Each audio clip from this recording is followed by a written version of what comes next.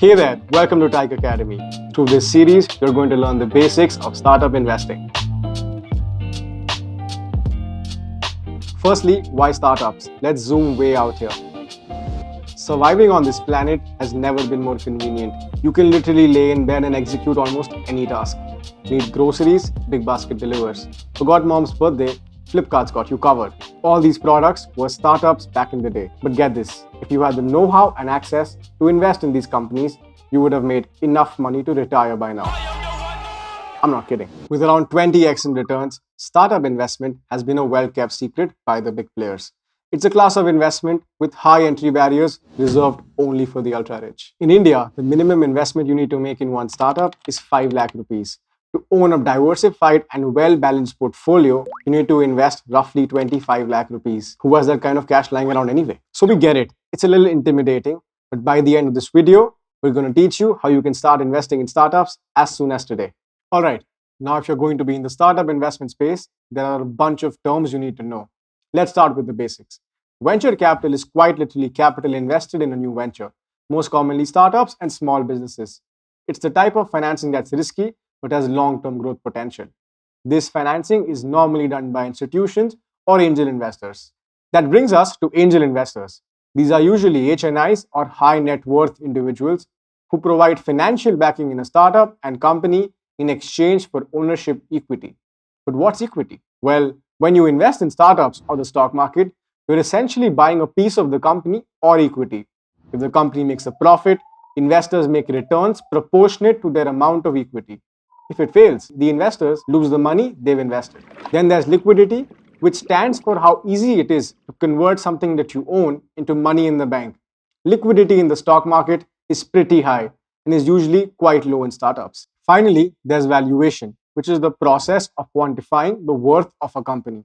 There are a bunch of different methods to value a startup, some of which are so complex I won't bore you with the details. But here's what you need to know. The valuation helps get to the amount of equity given to investors in exchange for their funds. Okay, now that you've got the lingo down, let's talk about risk. Startup investments entail a large amount of risk and can result in complete loss of capital. So it's super important to understand what you're getting into. Failure is inevitable. So diversification is key. Invest only as much as your pocket allows you and don't overinvest no matter how much you believe in the startup. Trust me, in the initial stages, a startup might have real spark, an enthusiastic team, and a slick and creative founder. But when the going gets tough and business aspects kick in, it could all go downhill for the venture. This poses a risk to your investment. Just to drive this home, here's a not so fun fact. Nearly 90% of startups fail. So yes, it is risky. Base your decision on the team and their business acumen. Is there a passion to succeed or are they chasing quick money? Do you really think their product provides real and sustained value? Think it through. Reduce your risk by analyzing your startup investment, and remember, it's impossible to predict the final outcome of any startup. With that clear, here are a few more things to keep in mind. Number one, there is no specific timeline to make returns with startup investments. If you're looking for steady returns over specific intervals, this may not be right for you. Number two, startups may need to raise additional capital in the future. When new investors come on board, they may receive newly issued securities.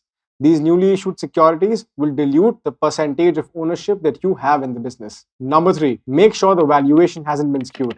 If the valuation placed before you is not verified or produced by a professional firm, cross-check it yourself to avoid future complications. Okay, we've covered a lot. While we're at it, here are some more things to consider before investing. Number one, your forte. Look for startups that are in the same space as your expertise and interests.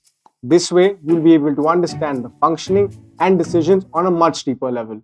You won't feel lost or blank, and the patience for your return will increase.